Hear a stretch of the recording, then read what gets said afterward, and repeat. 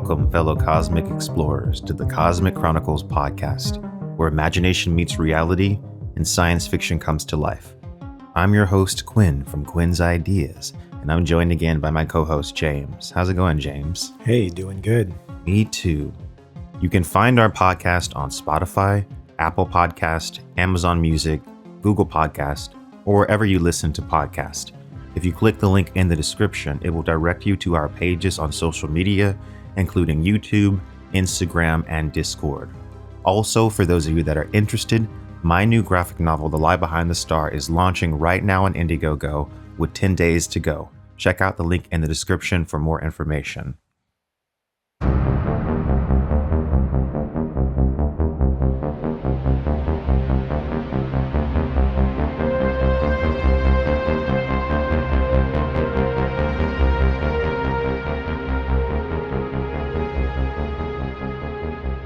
As technology advances, the bridge between us and our technology becomes shorter and shorter.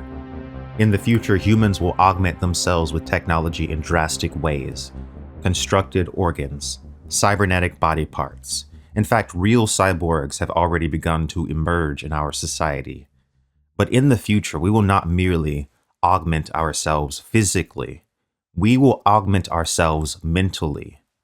The brain is the center of all human experience, and in a world where false memories can be implanted, any experience can be possible. The idea of the implantation of false memories is a popular one in science fiction. It's a popular idea to explore narratively, I think, because implanted memories would be virtually impossible to identify for the person whose brain has been altered. This creates the ability for the author to tell a story about a character whose identity is obscured even to themselves, and it makes for a really compelling narrative. But if memory implantation did develop in the future, what would be its dark side? How would it affect humanity and the society that we live in? That is what we will discuss in today's episode. So Total Recall is likely the most famous work involving this concept. The movie adaptation is very well known, but the story was originally published as We Can Remember It For You Wholesale by Philip K. Dick. And this story follows Douglas Quaid in the not-too-distant future. His biggest dream has always been to visit Mars, but he is unable to afford it. So he makes an appointment with a business called Recall Incorporated, where they sell implanted memories that are just as good as the real thing. He buys a 2-week action-adventure scenario on Mars to be inserted into his memories. But, under sedation, Quaid has a bad reaction to the chemicals and regains erased memories of who he really is. The memories reveal that he really is a secret agent who has already been to Mars. Supposedly, maybe, but maybe not, who knows? So like I said, the movie Total Recall is probably the most famous work involving this concept. People have the option to have artificial memories installed. Vacations, love affairs, whatever they want. This service appears to be pretty popular in their society, and Quaid is certainly drawn into it. So why do you think people are attracted to Recall? Well, I think it's because it's seductive in every possible way, right? Mm-hmm. So our lives are made up of experiences, and most of them are mundane experiences.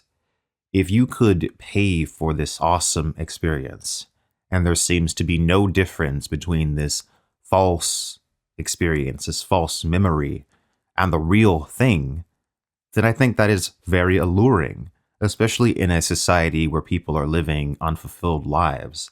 The fact that recall even exists suggests that their society has declined even, right? People want to break away from the reality of their everyday lives in favor of these illusions because everything around them is like, it's just so crappy and repetitive. So recall adds excitement and fun to their lives. It's the same reason that we play video games. It's the same reason that we read books and the reason we watch movies, although implanted memories are obviously a kind of extreme version of these things. I think it's happening for fundamentally the same reason, and it's exacerbated by the dystopia that they live in.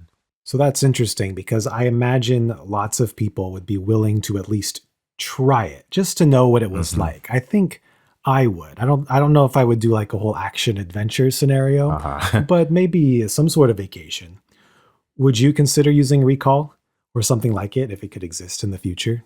It would have to have existed for a very, very long time.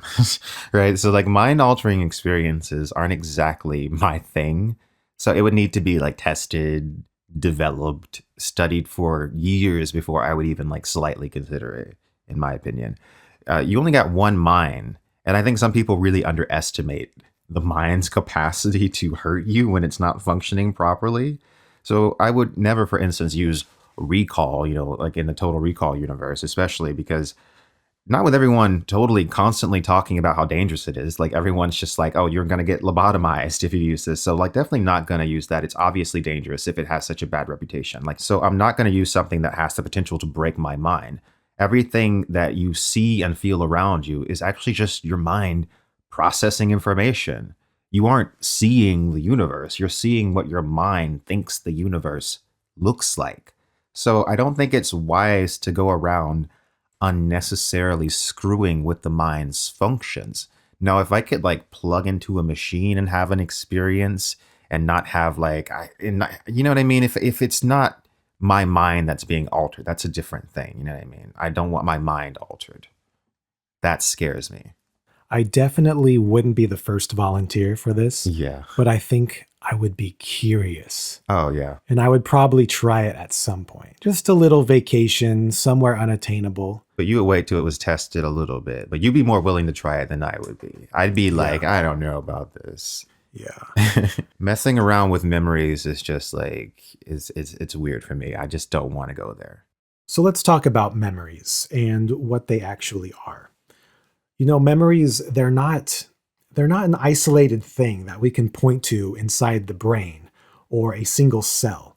There's no one place that serves as a memory bank, kind Hmm. of like in that movie Inside Out. Yeah. Individual memories are actually scattered and separated all over the brain, and many brain cells from different regions work together to make one memory. Interesting. So, right now, think about a fond memory of eating Thanksgiving dinner or Christmas dinner. Some brain cells are helping you remember what the food looked like.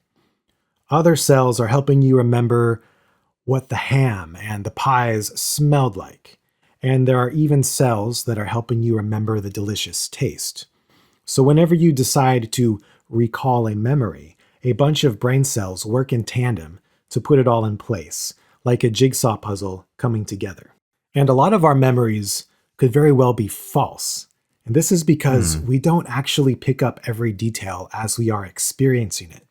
Our brains will often fill in the blanks if we don't have all the information, and we can perceive this guess as an actual memory. For example, if you drove by a really bad car accident but didn't have a clear view of everything that happened, your imagination might create some scenarios and images that weren't there. And as you are trying to recall this event later, those bits of imagination will get thrown in with the actual memory.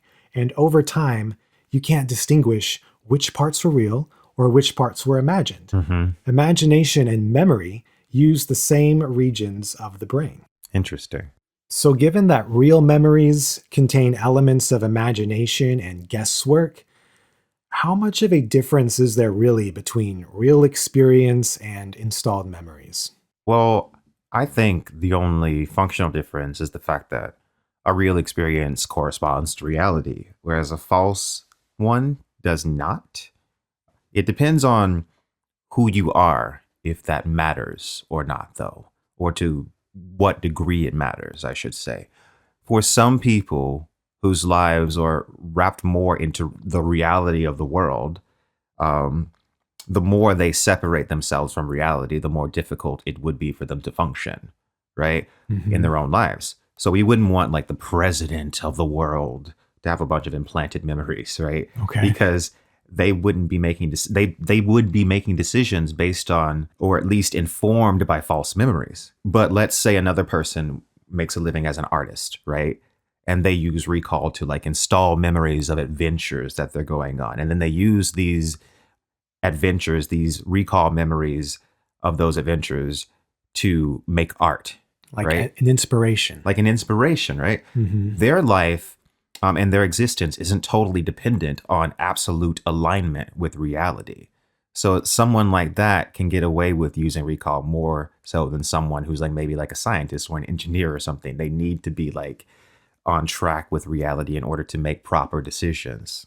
And in a future where memories can be implanted, do you think that these individuals living with false memories would affect society in a negative way? Because I mean, there's already a problem now with large parts of the population being dissociated with reality due to misinformation. Do you think something like recall exacerbates that problem? Almost certainly. I think anything that moves people generally further from reality is a danger. I think it's important, I think, for humanity to be united in our understanding of reality to move forward as a species like most effectively. Right? The more people who are delusional about things, the more people who have false memories, the harder it is for society to actually function properly. Like we see this like today in the real world. Some people don't agree on the shape of the earth, and we laugh at this, but this kind of stuff has a real impact because beliefs and memories absolutely inform your actions. If half of society is running around thinking that they're a secret agent, then that's indeed a problem that affects the way society functions. It kind of reminds me of how today people will walk around thinking they're celebrities just because they posted a picture of themselves on Instagram and it got Yeah. a bunch of likes. Yeah. Yeah, I mean, we're living in a society of like a lot of delusions. There's definitely people walking around with a lot of different delusions, and it's bizarre to see. And you want to have like a sense of like, I don't know, you want to have a sense of like the sardonic. You want to be able to like look within yourself and like kind of like see yourself for who you really are and don't buy into like the myth of yourself to avoid like hmm those kinds of delusions, I think that's important. Well, in the same vein as the last question I asked, in a society where people can purchase memories, how would that affect the authenticity of human experience? Oh yeah, okay. Like, for example, let's say someone has a memory installed of a special trip they went on. And on hmm this trip, they met new people, learned a new skill or two, gained an interest in a new hobby. This trip, like all new experiences, would alter them to some degree. And yet, those memories are false. Instead of people's personalities being formed by real experiences uh and human interaction, they're being formed by machine algorithms and programmed lines of code. Yeah. What do you think about this? Well, I think in this world, you never really could be sure who anybody actually is because it's very well possible that they're not even sure who they are. This is not so different from today because people walk around with all sorts of delusions. Like I said, something like recall would definitely change the way humans interact with each other. That being said, maybe some people, wouldn't really need real friends anymore, right? So in this dystopian hellscape, like maybe the exploitation of the working class has reached its peak and people no longer have time for real friends. And then here comes recall. I know you're working like 19 hours a day or whatever it is, but you can have a whole road trip with installed memory friends and be back by 7 in time for your next shift. Like recall, I think, would devalue human interaction. And then it would also be incentivized by, this neuromancer-esque society that we would almost certainly live in by that point in time. So I definitely think that it affects the authenticity of human experience and the authenticity of human social interaction. It affects everything about being human, right? Because I mean, we exist on this level of reality. And I feel like introducing false memories only like degrades us and like moves us into a lower level of like consciousness almost. It's like, I don't know. We're not meant, I don't think that's the direction we need to go in as a species. So, escapism is a major theme that is associated with the idea of implanted, installed memories, especially in Total Recall. Sci fi often tends to depict a vision of the future, which is kind of dystopian, The world is overpopulated, the world is drab and dreary, people are starved for intimate social connection. And here comes Recall Incorporated saying, Hmm. you can escape this life if only for a while. I imagine, as you said, that this would be quite the seductive proposal. Yeah. But do you see the issue this creates? Oh, yeah. There's the obvious jarring issue of Mhm. potential addiction. Addiction. Absolutely. So when people are unfulfilled, when they are depressed, they tend to want to escape, like we said. That's why the idea of this, this corporatized recall, playing on people's sadness is so screwed up. I can imagine that there would be people that would become fully addicted to it as an escape. I think about Star Trek, and I was wondering how long I was I was holding back on mentioning Star Trek. You this have to entire mention time. Star Trek every episode of the Cosmic Chronicles. It's tradition. Seems like it. But, like I always said, like that if the holodecks existed in real life, it would be a huge problem, right? It would be a huge problem because everyone would like want to spend their time on the holodecks because like the reality on the holodeck for some people would be more real than like this reality. So I can imagine that some people would become very addicted to the false life that they were living kind of, adjacent to their real life, and this goes back to what we were just talking about, the authenticity of, human experience or interaction. Recall would only serve to further separate humans from each other, which is terrible because we evolved to be social. And I think in a society like this, the only way that we could make something like this a viable thing that people can do is, I think, to have major limitations on something like recall. I think this would need to exist to prevent things like addiction and to prevent people from giving up their entire like real lives for this false life or this illusion life. Yeah, so like you said, escapism is a major theme, and escapism is one of the biggest reasons that people use drugs. They're trying to escape their lives. So recall would just be a stand-in for another drug, in my opinion, for a lot of people. So, as you know, historically, the governments of the world have attempted to control its population through various methods. Since the dawn of civilizations, one of the main methods of control was the flow of information. Yeah. And it's cliche, but knowledge is power. It's one of the most true things ever. It's very cliche because it's very true. Now, in a world where technology like recall is available, there is this obvious threat of the government using this tech on the population in order to maintain control. Uh-huh. And if they can control memories, they can literally control what people believe and think about, not just the world, but about themselves. What do you think about this? Well, obviously, this is a major fear, right? Yeah. Something like recall could give authoritarian governments the ability to actually rewrite history. Or just think about that.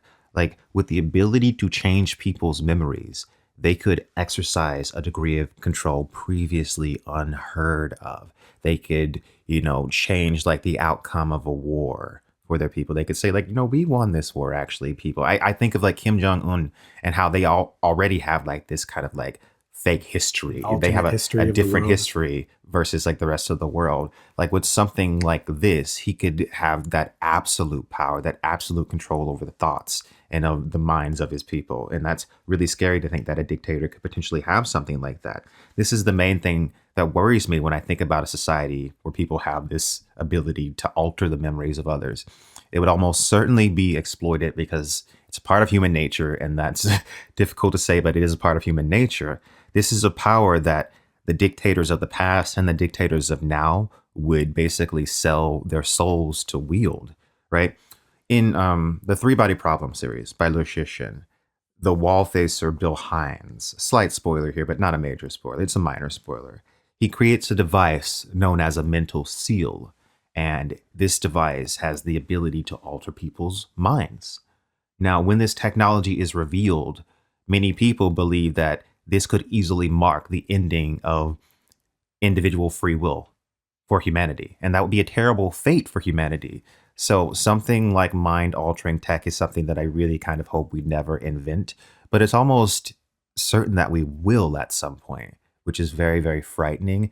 And I hope that as a species, we've matured to a level by then where we won't exploit each other through that technology, and we can use that technology to make ourselves better.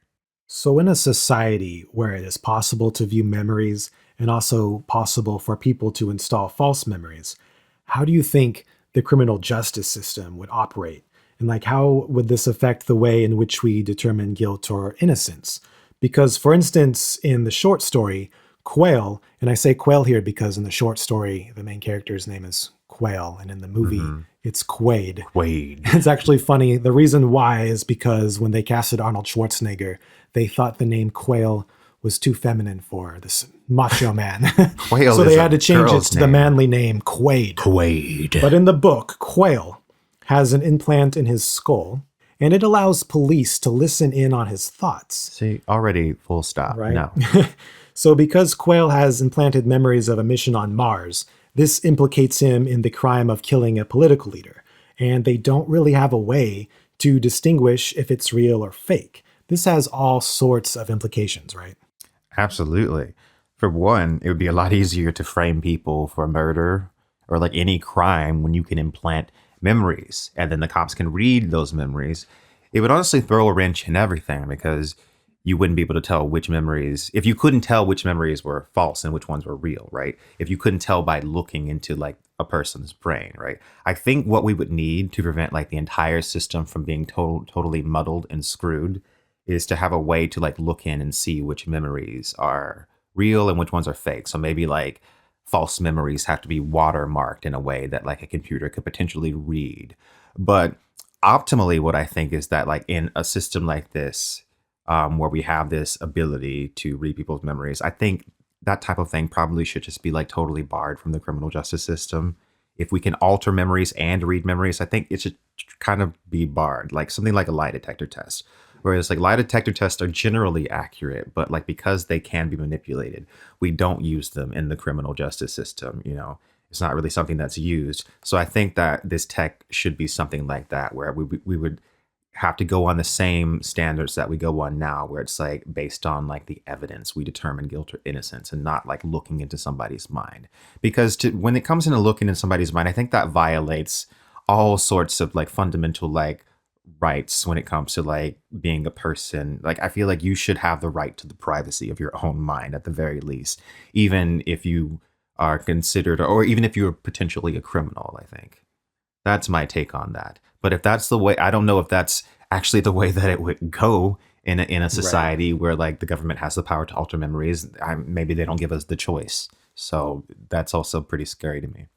Well, you know, detectives can kind of plant false memories today. Interesting. I mean, they've been doing it for years. Yeah, I'm sure you've heard of like false confessions, right? Yeah, absolutely. Yeah, well, they do it through this process of consolidation. Mhm. Now, consolidation is the process of how our brains create lasting memories.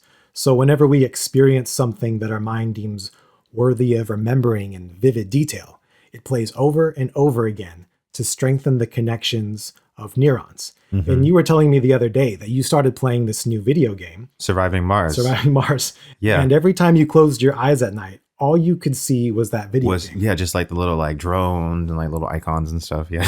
Well, that was your brain consolidating that information, helping you remember how to play. Interesting. So detectives will use consolidation to get a false confession, right? They will tell the suspect they know they did the crime, and they will describe the crime over and over again, strengthening those neurons. And they'll say it over and over in great detail what it is they're accused of doing. And as I've said before, imagination comes from the same regions of the brain as memory.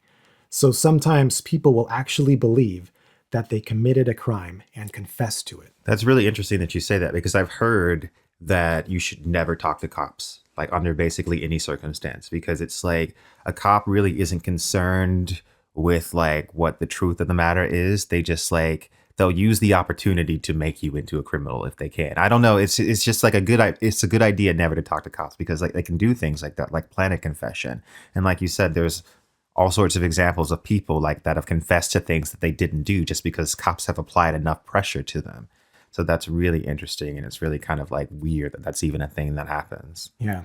Now, you were just talking about a video game you were playing. Surviving Mars, which is a big coincidence. So let's talk about Mars. Yeah. Because Mars plays a central role in Philip K. Dick's short story and the original Arnold Schwarzenegger version of Total Recall. But not the remake for some The reason. remake. But It's we'll what get to draws that. the main character to Recall in the first place. It Yeah. represents an unreachable destination, an exotic place full of mystery and intrigue. Mars becomes the symbol of escapism. Absolutely. It represents Quaid's desire to break free from routine and explore the unknown. But in the 2012 version of Total Recall, Mars is not a thing at all. Yeah. Take it out completely. I think they joke about it at some point. Uh-huh. But why do you think they chose to leave out Mars? Sheesh, I really don't know. But I think it's rather disappointing, among other things about the remake. It's a rather disappointing aspect. For whatever reason, they wanted to keep the plot Earth centric, I guess. I think the visual look of the movie is like obviously hugely inspired by Ridley Scott's Blade Runner. So perhaps they were maybe overly committed to that aspect, and they didn't want to have to like design like a Mars like set and like do like Mars visuals as well, because they were just committed to like this whole like world that they had designed. And they also introduced the idea of the fall in this remake, which is not in the original. And they set up the colony on the other side of the world as a stand-in for Mars, I guess. But it really does like strip out everything that made the Mars sequences in the original unique and interesting. Like there's no mutants, there's no like alien artifact. It's just way less interesting. There's a lot less going on, and it's just like it kind of spins circles. It's not a very good remake in my opinion. And you just mentioned the fall, which is like this elevator that workers take that goes through the center of the Earth to the other side of the Earth. Does that make any sense to you? No, and it seems like a cool idea when you first hear about it, but it just does not make sense at all in the movie. Well, firstly, it seems to move through like the liquid core of the Earth, maybe, or at least it like circumnavigates around like the iron core and like through the mantle. But even still, like how did they get the tools down here to even build this? And why don't we just like use a plane or like a train system or like anything that would make more sense? And like also it's like never clear like how many people does this thing take per trip? How many times does it move back and forth per day? Like it just like it's well, the colony is Australia, and there's like billions and billions of people living in Australia, just like stacked on top of each other. And they all have to use the fall to get to the Federation of Britain or something. Yeah. So how many There's of a lot them of are workers. using? That's a lot of workers. And it's just one elevator going up and down through the center and of do the they Earth. really say how long it takes either? I don't know if the movie mentions how long it takes. So it's just a very bizarre. Maybe it just takes as long as that scene is when he's in it and then he's just a couple minutes. Yeah, I don't know. Okay. It's just a very bizarre, like poorly thought out part of the remake that it's just silly. It's silly. It's just silly. So let's move on. So in the original movie, there's this mutant that's leading the rebellion on Mars, and his name is Quato. He says that you are not your memories, but your actions. However, later in the movie, it's revealed that Quaid used to be someone named Hauser. Mm-hmm. He lost his memory, and they implanted false memories. And turns out his old self was working for the bad guy the entire time. And they're threatening that these old memories are going to be inserted back inside his mind. And when those memories come back, or recalled, Quaid will effectively become his old self, or Hauser. So that implies that you are your memories. So are we defined by our actions or by our memories? Like what makes us ourselves? Well, I think Quato was trying to be encouraging, but he either like lied to Quaid or he didn't know the truth of it himself, because I think that it's pretty obvious that you're definitely a combination of your memories and your actions. And that's just like the truth. We have evidence of people who are, for instance, like suffered head injuries and lost decades of their lives in memories. And in rare cases, like their entire personalities change, you know? It's like the files got deleted. Memories absolutely inform who you are and inform your actions. Your actions are absolutely informed by your memories, right? So if you put your hand on a hot stove once, the memory will prevent you from doing it again. It will prevent you from committing the action again. So I would say that you're actually more your memories than your actions. You're more so your memories than your actions, but all in all, you are a combination of them both. So if I did something just god awful and the next day I lost my memory, am I still responsible for what I've done? That's such an interesting question. And, one of my favorite Black Mirror episodes, White Bear, Hmm. deals with this exact concept. So you have this woman who is a child murderer, but for the entire episode, she doesn't know it. And she's being put through all these kind of like torturous events while like everyone kind of watches and like kind of like laughs at it. Um, and it brought up the question, yeah, like, is she responsible? Is she the same person? Black Mirror is really good at that kind of idea, when it comes to like trying to figure out like identity and stuff like that. But I really think the point of that episode was kind of more, the sadistic nature of society is like we kind of as a society want to see people suffer, but we need a reason first. We need a reason that they deserve that suffering first. And that episode kind of, highlighted that. And that was super interesting. But yeah, to the question, yeah, I really don't know. That's a very difficult question as to whether or not you would be responsible. And responsible is an interesting word because I feel like fundamentally, like you don't know you did it. So it's like, I don't know. I don't know. Do you have the capacity in you to do it again? I don't know. It's a hard question. It's a difficult question. And I did not major in philosophy. So also in the original Total Recall, Quaid is given the option for his vacation to be upgraded into what they call an ego trip. And this gives him a new identity to be whoever he wants, in this case, a secret agent, right? Yeah. So to me, this defeats the original purpose of recall, which is to provide a lifetime memory of a dream vacation that you didn't actually go on. And they advertise that you won't be able to tell the difference. In fact, in Philip K. Dick's short story, the client won't remember their appointment at all. They even provide customers with souvenirs, pictures, and names of people they met while on their trip. But if you take an ego trip and become a different person, won't that mess up the illusion and then just confuse you? Yeah, this part is a little confusing. Um, and I don't know if the original film really considers this at all. But then again, when you really think about it, it does mention that ego trip is like a new technology. It's a new thing, and it It does probably say went that. wrong. So maybe, of course, it would go wrong though. Like you could just assume that it would go wrong because like if you're putting another identity on top of your own identity, isn't that going to create like some kind of cognitive dissonance or something? Isn't that going to just kind of Mhm. doesn't that kind of split your ego in a way? So I just feel that just sounds like something that would go wrong. Um, so maybe this is one of those things where it kind of makes a little bit more sense in the movie than it does in the short story. Yeah, because in the short story, they're not even supposed to remember recall at all. So So it'd that's be super confusing if you were a even different more person and then confusing. boom, you're back to your real life. And like, what the hell just happened? Like, why was I a different person? Yeah. And then I also thought about like all the stuff about like, oh, like I want a memory of me being like a king of like a planet or something like that. I'm like, okay, so you have a memory of you being a king of the planet, but then you just go back to your regular life. Well, that goes back to addiction. Yeah, Now I you're mean, addicted to being a now king. yeah, it just goes back to, you're right, it goes back to addiction, but like either you're going to become addicted or your mind's going to break from having like two lives stacked on top of each other. I feel like if you're going back to recall over and over and over and over again, and you're like living out like a memory, and there's like this consistent memory that you're going back and building on, it's like you're living two lives like adjacent to each other, like stacked on top of each other. And I Mhm. can only imagine that after like maybe years of doing that, that a person might like completely snap and completely like have a split psyche even. So yeah, it just spells trouble. It completely spells trouble. Well, a similar idea. Have you seen the show Severance? Yeah, Severance, Isn't that a great show? fantastic. Kind of deals with the show. same thing we're talking about here. Apple We should do a TV. whole episode on Severance. Check out Severance if you have not seen Severance. It's a really good show.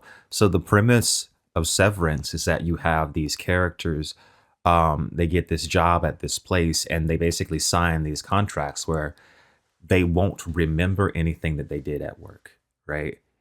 While they're outside of work. They go back to work and they remember, and then they leave work and they forget again. So essentially, what ends up happening is that the work version of themselves is working all the time.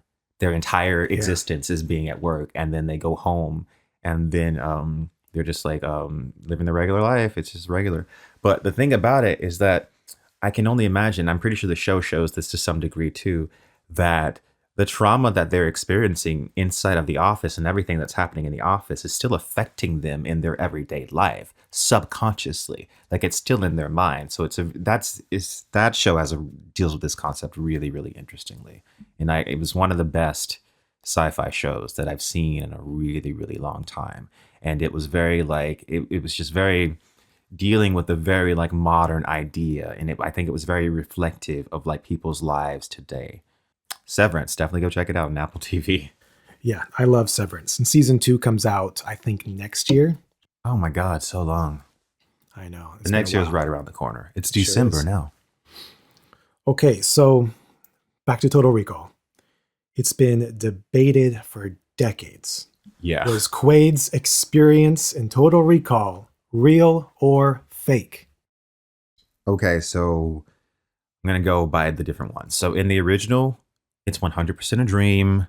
It's definitely a dream, just like the absurdism of everything. Lots of absurd things like happen. The wild craziness of it all, and the fact mutants. that the mutants, and the fact that he like went into Total Recall like looking for like a dream about, or like a memory about Mars and being on a Mars adventure, like, and being a secret agent. The fact that that's what he was like getting installed anyway.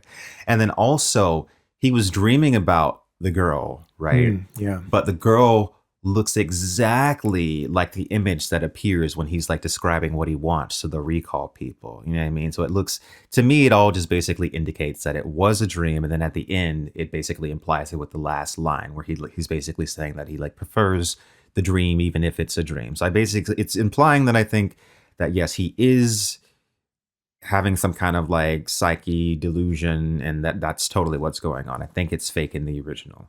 What about the new one?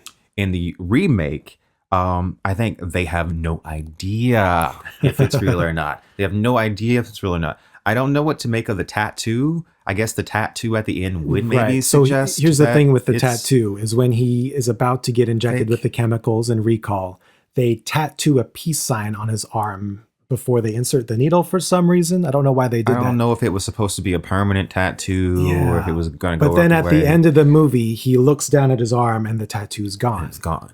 And like that's supposed to tell us that, it was a dream the entire time. It was a dream. But like, why would they permanently tattoo their clients? Yeah. It's like it's a washable tattoo. Yeah, it's gone. You've been running around town sweating all day. Like, of course the tattoo's gone. And the way the movie handles the whole thing just is a little like just weird, right? Because he doesn't really like go on an adventure. He's just like traumatized the whole movie. Right. I don't know. It's super weird. And he's just like, hey, he's running through like the grunge streets that he's used to. I don't know. I feel like if you're going to have like a installed memory, isn't it going to take you to a different location that you haven't been to? He didn't go anywhere. He doesn't go anywhere. It's just, we're done. We're not going to harp on like how bad the movie is. Let's move on to the short story. I think it's more ambiguous. It's ambiguous, but I think it's about something different than the movie. And Philip K. Dick is kind of hard to read, so I might be wrong. Absolutely. But this is what I think. I think it's more about the past and how it informs who we are, where the movie presents this dilemma of, is it all real or is it all fake, and does it matter? I think the short story really isn't about that. I think it's more about how memories define us and give us purpose. Now, the original Total Recall, I actually have a theory of what's going on. I know that it's a dream. I think it's a dream, but I'm going to go further. I think that Recall Incorporated is this sinister agency. And my theory is that Mars isn't actually a place where people live. It's all a fiction invented by the media. It's like viral marketing for Recall. So it's like it's just to get all these people fantasizing about an exotic destination, a rebellion, mutant humanoids, alien artifacts, and government conspiracies. That kind of makes a lot of sense, right? Because like in the original movie, like Recall is like this big corporate thing, it seems like. And then like the remake, it's like this like back alley. It's like a bunch of like back alley, powder. like different like little things. So of course they wouldn't have like the Mars like media presence. Well, with Mars, like it gives people this desire for an adventure outside the mundane. Mm-hmm. And Recall is here to sell this adventure. It's like the ultimate marketing scheme. Yeah. Yeah, it totally is a marketing scheme. That's a good theory. I wonder if anyone else has ever thought of that. I think so. I may have read that somewhere a long time ago. Maybe. But that's a good theory. I've never really thought of it that way. That's the thing about Philip K. Dick's work in general is that it's very like mind blowing, and he totally likes to make you question everything. The same is true in Do Androids Dream of Electric Sheep. You never know whether or not Deckard is an android or not. It's like he likes to make you question like reality and like everything that's going on. So he likes to be vague, and he is a bit difficult to decipher, but definitely enjoy his work, and I definitely like love him for like his influence on the entire science fiction genre. I think if I had the chance to implant a fake memory of an extraordinary experience, I would just implant years and years of study, of higher education, studying all these topics that I Oh want to yeah, be super knowledgeable about. that seems like a good way to like It'd use be a that. great use for it, right? Absolutely, it's better than like doing like a stupid vacation that doesn't give you anything. Like implant knowledge, and then like Yeah. immediately you've got all this like you're like an expert on a subject. That's a good way to use it. I feel like that's a superior way to use it for sure. So if you had the chance to implant a fake memory, what would you do? I would have said nothing before, but like I said, if it was all tested and it was all solved, like maybe I would like learn a language, like I would learn Spanish or like Okay. Latin or something like that.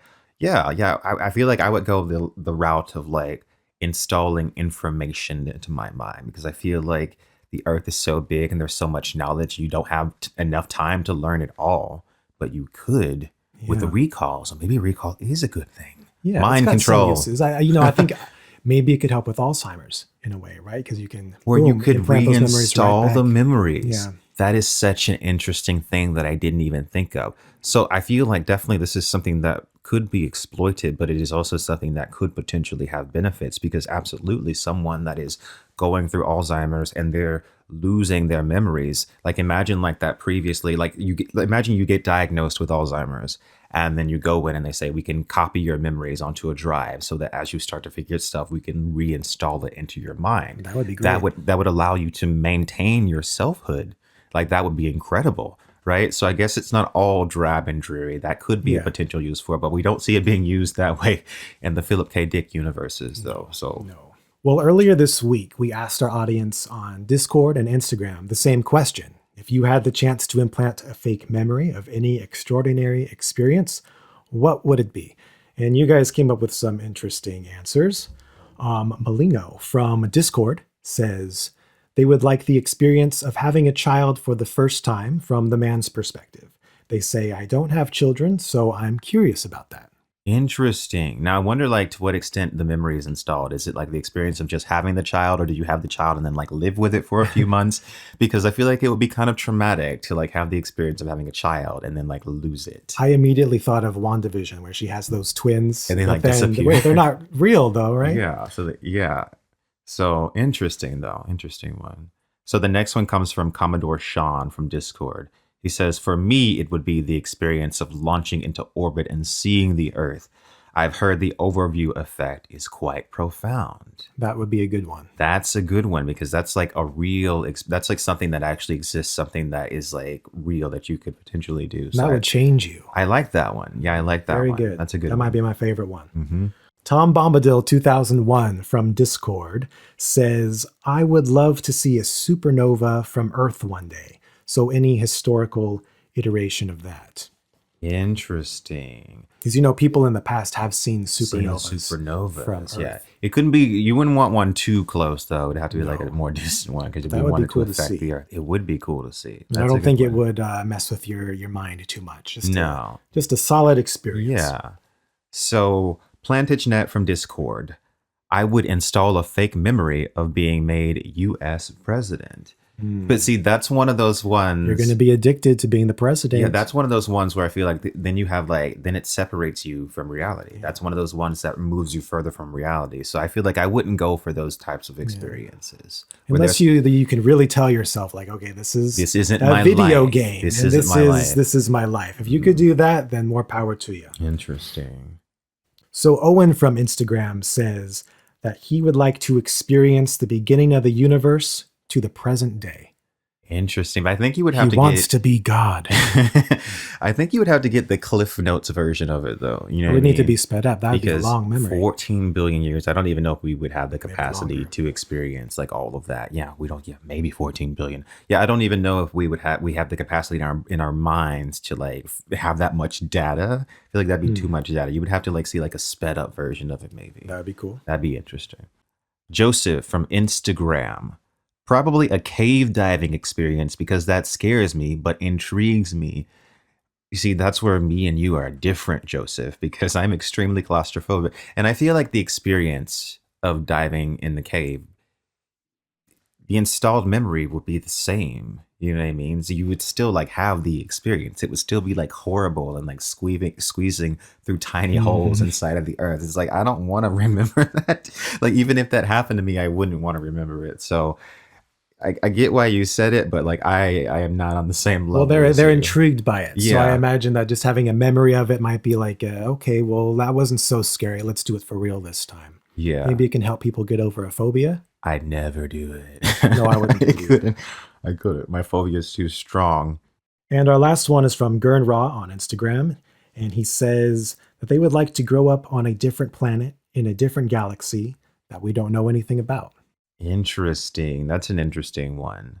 Grow up on a different planet. So would that be like a childhood that is like stacked on top of your like original You get childhood? two childhoods, So it or would be like you would have two childhoods. So it'd be like you'd be almost like two people stacked on top of each other. replace your childhood. Or maybe it would replace it. But if Maybe you were, people with traumatic childhoods could replace their childhood. I don't know. But then like I feel like that's But then that affects who you are. exactly. It starts to affect your personality. If you like take your entire childhood and replace it, you're going to be a totally different person. You're not even the same person. You're not even the same person that's talking to me right now. If you take your entire childhood and replace it, like those are the most formative years that we like have. So it's interesting. I wonder if it would be like if it would be like two stacked childhood memories, or if it would be like one replacing the other. But then I also imagine if it's like two stacked ones, do they fight for dominance? Like, are the two like sets of memories these? Because I feel like that would form two different egos, and they would be fighting for dominance over the psyche, and it might create like a really like weird like effect, maybe. But that's a really interesting one. So if you'd like to participate in our next audience question, be sure to follow us on Instagram or join our Discord server. All links are in the description.